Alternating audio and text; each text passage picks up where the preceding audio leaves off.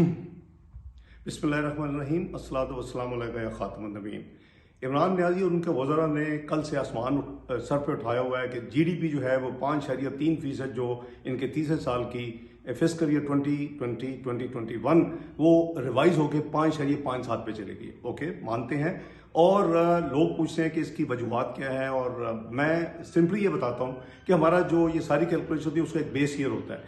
आज तक जो बेस ईयर था, यानी इससे पहले, वो था 2005-2006, जिसको इन्होंने बेस ईयर को चेंज किया, वो 2015-2016 कर दिया, जिसके नतीजे में 5.3 जो है वो 5.5 इनकी तीसरे साल की जो है वो है जीडीपी ग्रोथ। लेकिन ये कौम को नहीं बता रहे कि बेस ईयर चेंज किया है। ये कौम को नहीं बता रहे कि हमारा जो दूसरा फिस्कल ईयर था, जो 1952 के बाद यानी 0.39% मनफी ग्रोथ थी 1952 के बाद, वो 1% अब मनफी ग्रोथ पे आ गया।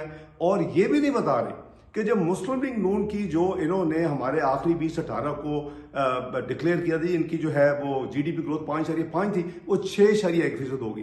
यानी इनकी जो इंप्रूवमेंट हुई है बेस लाइन के यानी चेंज करने की वजह से 10 साल आगे ले आए हैं, ये 0.2% है। और हमारी जो 2018 की है वो 0.6% उसमें इजाफा हुआ है।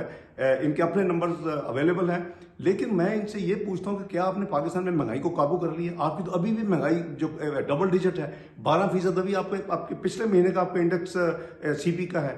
आपके क्या आपने रोजगार मौके मुहैया कर दिए हैं? आपने गुर्बत में कमी कर दी है? आपने पाकिस्तान का जो रुपया उसको स्टेबल कर दिया है? तो ये सारी जो तबाही है वो तो कंटिन्यू कर रही है।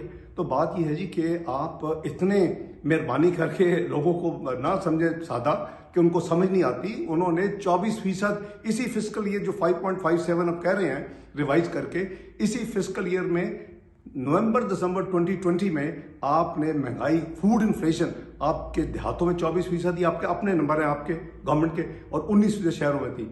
हम इसको 2% पे ले आए थे। तो खुदा का खौफ करें, अवाम की पहले खिदमत करें, चीज़ें ठीक करें, उसके बाद जो है ना लंबे चौड़े क्रेडिट लें। बहुत शुक्रिया।